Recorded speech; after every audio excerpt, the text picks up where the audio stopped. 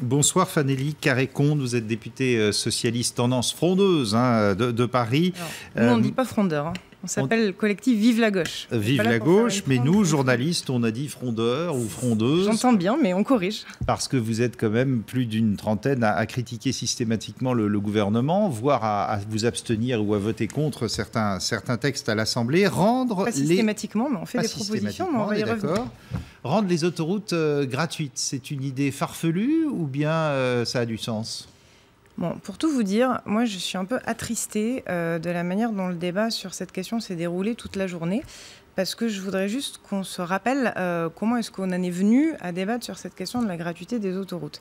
On en est venu parce qu'il y a quelques jours, on a annoncé la suppression de l'écotaxe, qu'à partir de ce moment-là, on s'est demandé comment est-ce qu'on allait compenser la perte de recettes, et donc on s'est posé la question des profits des sociétés autoroutières, et donc on s'est posé la question de potentiellement la gratuité le week-end. Est-ce qu'on pourrait juste revenir en arrière et à un moment donné poser les choses dans le bon ordre et se demander simplement quels sont nos objectifs en matière de politique publique de transport routier? Moi, c'est ça que je reproche à ce débat, c'est qu'on a oublié de partir de la question de nos objectifs. Nos objectifs, pour moi, c'est d'avoir des politiques de transport routier non polluants, assorties à des politiques de transport public développées et accessibles à tous. Et à côté se pose aussi effectivement la question de la contribution légitime des sociétés d'autoroutes. Mais pour ça, pour moi, la bonne réponse, ce sont des outils en profondeur, des mesures efficaces, comme l'était par exemple l'écotaxe. Moi, je pense que nous avons commis une erreur à renoncer à cette écotaxe. Je pense que par exemple, la question de l'investissement des collectivités locales pour qu'elles puissent investir dans les transports publics est une bonne mesure, mais que là, à cause de ce renoncement sur l'écotaxe, on se retrouve à débattre et à discuter d'une mesure d'ajustement qui pose des problèmes et qui n'est surtout pas à la hauteur des enjeux.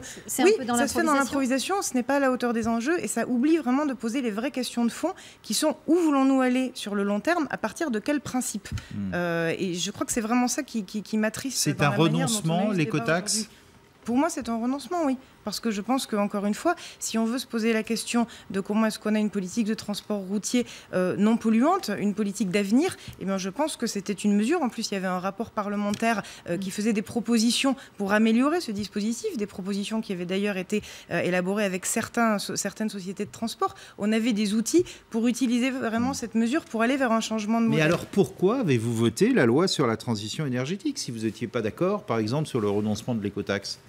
Parce que je considère que dans la loi transition énergétique, il y avait beaucoup de bonnes mesures et que, comme tout à l'heure, vous nous expliquiez que les frondeurs, nous étions des opposants systématiques, ben, là est la démonstration que non, nous ne sommes pas des opposants systématiques. Et que quand on considère que les mesures sont bonnes et que les projets de loi sont bons, eh bien évidemment, nous les votons. Sur l'assurance chômage, ça vous désénerve ces ballons d'essai à répétition? Hier, Emmanuel Macron, Manuel Valls, qui le soutenait quand même plus ou moins, et qui disait faut renégocier tout ça, pas de tabou, pas de position figée. Oui, moi, sur cette question de l'assurance chômage, évidemment, je trouve ça indécent et assez insupportable. D'abord parce que je voudrais qu'on arrête de poser en permanence la question du coût de la protection sociale. La protection sociale, c'est aussi un investissement et c'est aussi une manière de finalement faire des économies. Parce que la protection sociale, on n'en parle jamais, elle joue un rôle positif d'un point de vue économique en termes d'amortisseur social en période de crise. Si vous n'aviez pas l'assurance chômage au niveau où nous l'avons aujourd'hui, des gens seraient basculés dans la précarité et ça aurait coûté beaucoup plus cher, y compris à la société. Donc il y a cette question de coût positif, d'investissement positif de la protection sociale. Et puis après, cette manière qu'ont depuis des années les libéraux de toujours en permanence vouloir stigmatiser les chômeurs autour de la question de l'assistanat. Emmanuel Macron est un libéral. Je vais terminer mon raisonnement et je vous dirai après. Cette manière de vouloir toujours pointer du doigt les chômeurs, c'est une manière de détourner le regard vers d'autres types de problèmes et d'autres types de fraude. La fraude fiscale, la fraude aux cotisations sociales, 20 milliards d'euros. Voilà, ça, ce sont des vrais débats. Et donc, chaque fois qu'on focalise les choses sur l'assistanat, évidemment qu'il y a une tentative de détourner le regard de ces autres sujets. Fanélie Carré-Comte, alors vous allez le voter, oui ou non, ce budget ? D'abord, on va le débattre et d'abord, on va présenter un certain nombre de propositions que nous faisons pour améliorer les orientations budgétaires qui nous sont proposées. Quel est le but autour de ce débat budgétaire? C'est dans quelle mesure est-ce qu'on est en capacité d'améliorer la situation économique de notre pays et donc la vie de nos concitoyens? Qu'est-ce qui nous pose problème à nous dans les orientations qui sont présentées aujourd'hui? C'est que nous pensons que les politiques qui sont menées ne sont pas justes et ne sont pas efficaces.